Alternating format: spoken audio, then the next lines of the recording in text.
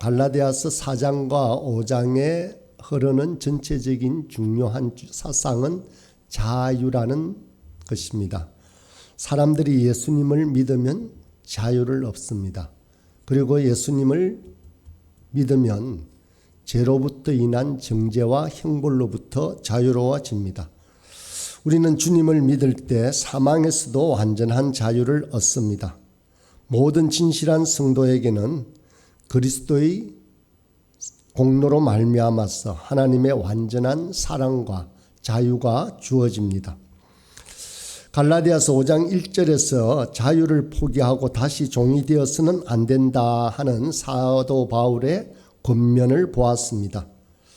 오늘 본문에서는 이 귀한 자유를 오해하거나 왜곡해서는 안 된다라고 권면하고 있습니다. 평범하거나 가치가 없는 것들은 모조품이 없습니다. 값이 많이 나가고 가치가 있는 것들은 반드시 가짜 모조품이 생겨납니다. 자유 또한 너무나 소중하고 귀중하고 가치 있는 것입니다. 그래서 이 자유에도 모조품인 가짜 자유가 있습니다. 어떤 사람들은 성경이 말하는 진정한 자유를 누리지 못하고 이 가짜 자유를 쫓습니다. 모조품처럼 왜곡된 자유를 생각하고 말한다는 것입니다. 그래서 오늘 본문 13절에서 이렇게 말씀을 합니다.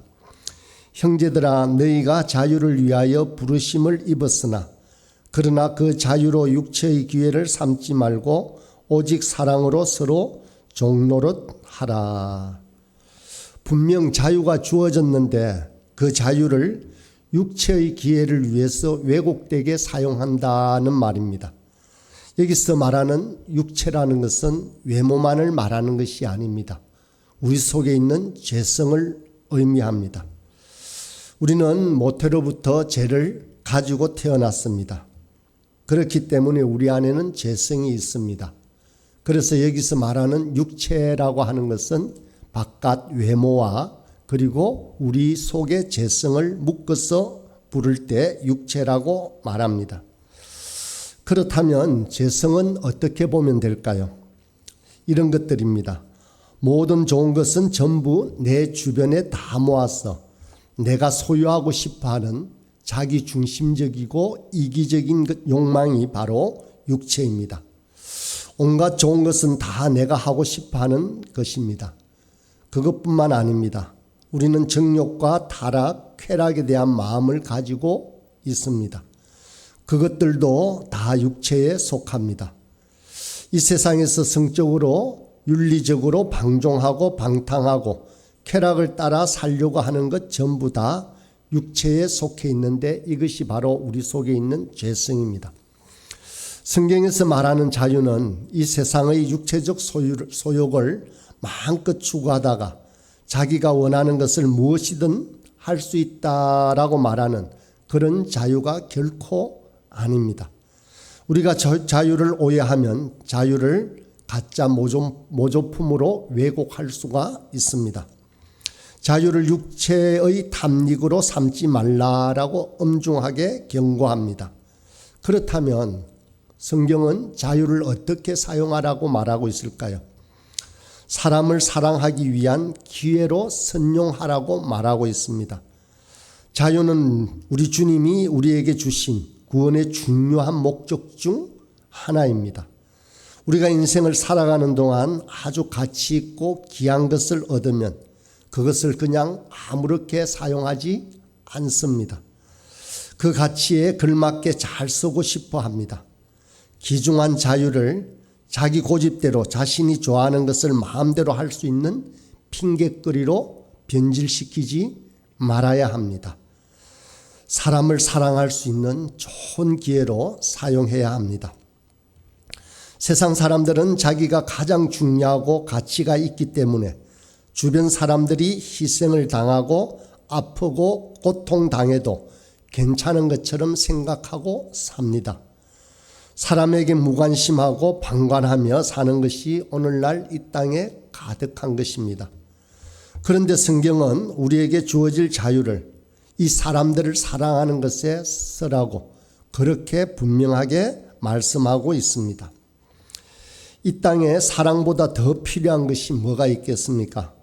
우리가 이 땅을 살아가면서 누군가를 인격적으로 바르게 사랑하고 또 누군가로부터 인격적으로 바른 사랑을 받으면 그것보다 우리를 행복하게 하는 것이 없을 것입니다.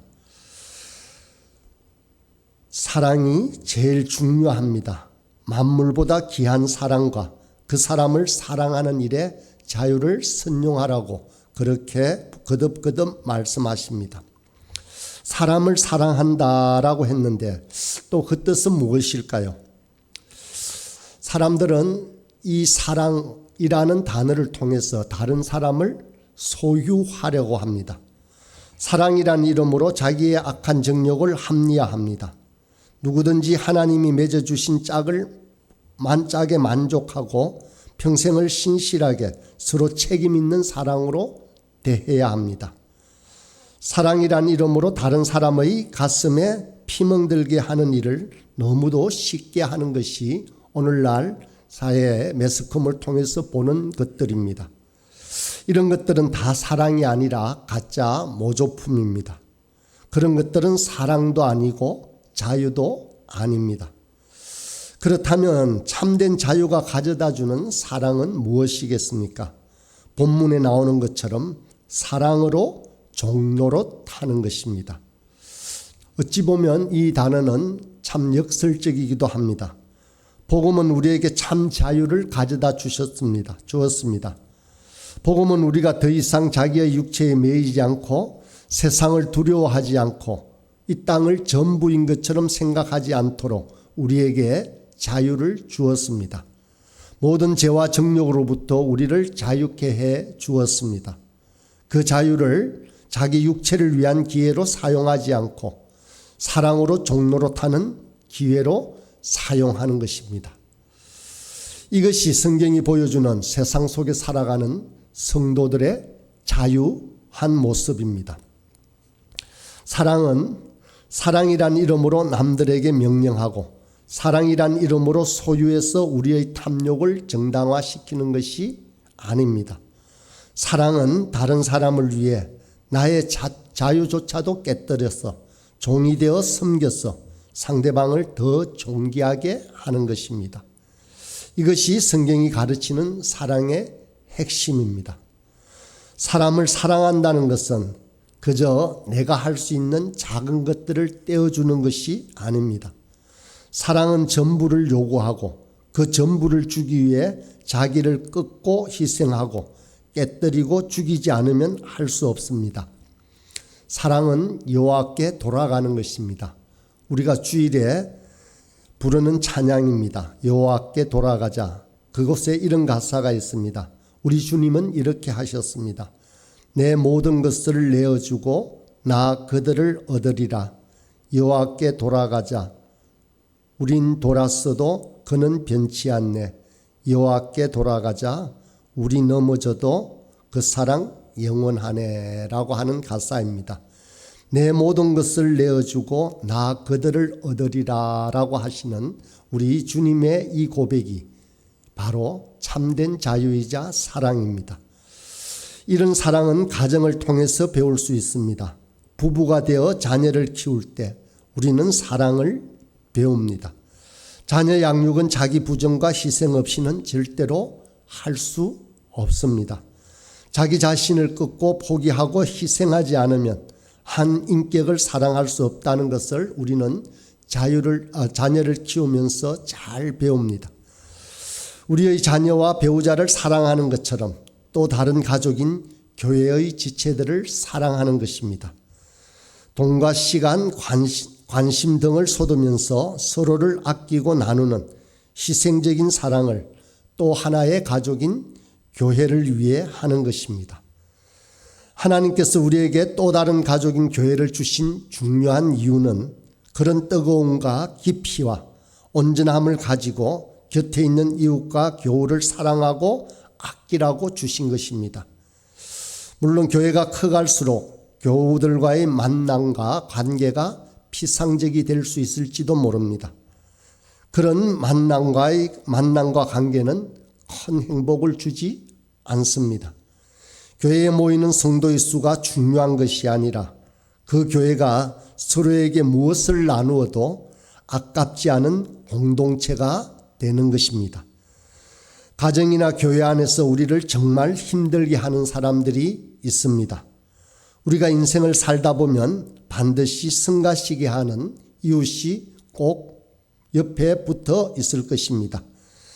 그럴 때 그런 이웃을 밀어내고 적당히 거리를 두고 잘 피해 다닌다면 사랑이 종로로 타는 영광스러움을 누릴 수가 없습니다. 누군가를 위해 종이 되고 희생하는 사랑은 어렵고 까탈스러운 사람을 만날 때 일어납니다. 성경이 말하는 사랑인지를 볼 수 있는 중요한 현장입니다. 우리의 부패한 본성은 마음에 드는 사람을 좋아하고 가까이 하고 싶은 사람을 가까이 해서 교회 안에서도 끼리끼리 모이기를 좋아합니다.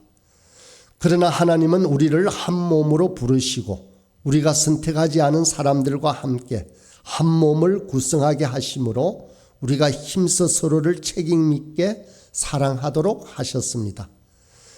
걸림돌이 되는 사람조차 한 몸으로 같이 묶어서 사랑하고 아낄 때 우리는 비로소 성경이 말하는 참 사랑을 배울 수 있습니다. 자식을 사랑하듯이 똑같은 깊이를 가지고 성가신 지체를 사랑하는 것, 이것이 주님이 우리에게 말씀하시는 사랑으로 종로로 타는 것입니다. 누가 우리에게 강제하는 것이 아닙니다. 그렇게 해야 반드시 하나님의 은총을 받는 것도 아닙니다. 참으로 자유한 사람은 자격 없는 우리를 위해서 모든 영광을 내려놓고 이 땅에 오신 우리 주님의 사랑을 알기 때문에 스스로 종로로 타며 사람을 사랑하는 사람입니다.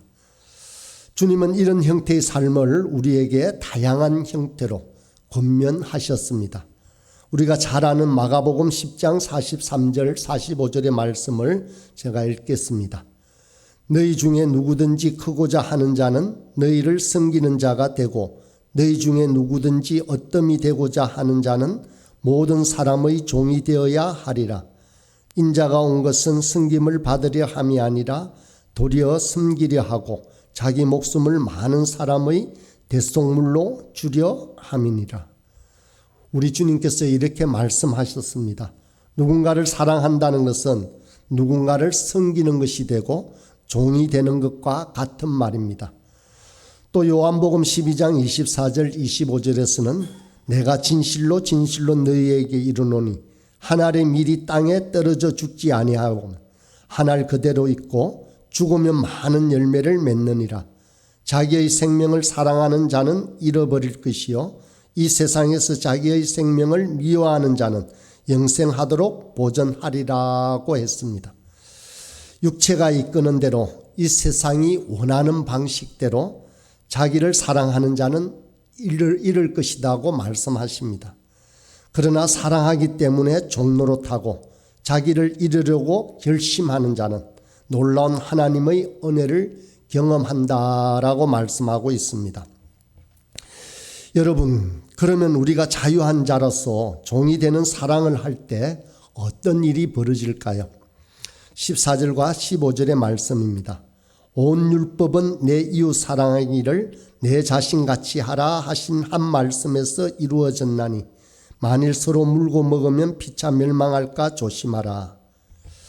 세상은 자기를 희생해서 사랑하는 것을 가르치지 않고 경쟁에서 살아남는 자가 이긴다고 가르칩니다. 세상 사람들은 끊임없이 서로 물고 먹습니다. 약점이 드러나면 그것을 딱 물고 놓아주지 않습니다. 그리고 그 약점을 가지고 상대를 없애고 자기가 살아남으려고 합니다. 그런데 이렇게 서로 물고 먹으면 피차 망한다고 합니다. 경쟁에서 이기면 내가 살아남을 것 같지만 결국 자기도 죽게 됩니다.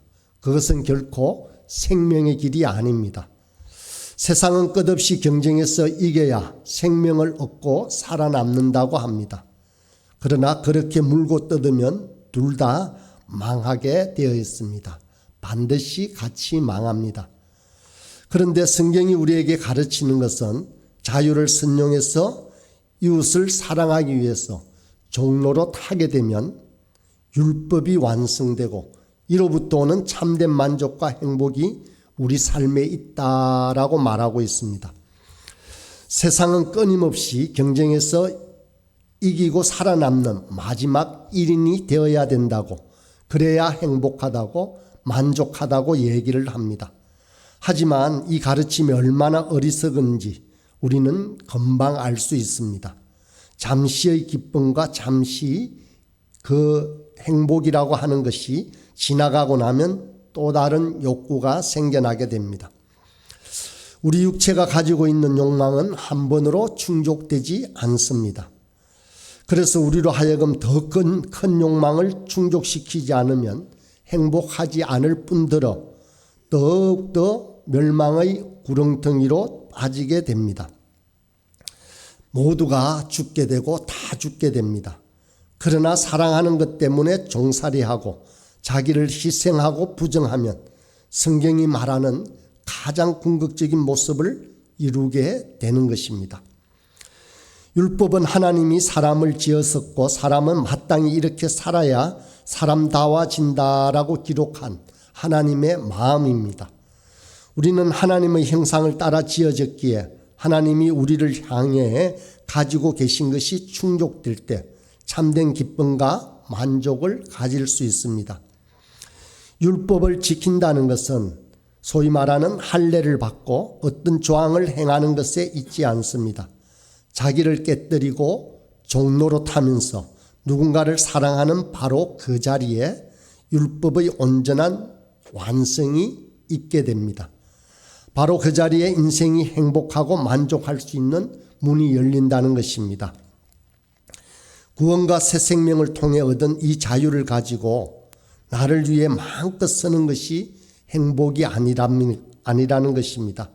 행복은 사랑하고 존중하고 자신의 모든 것을 누군가를 위해 쏟는 종이 되어본 사람만이 누릴 수 있습니다.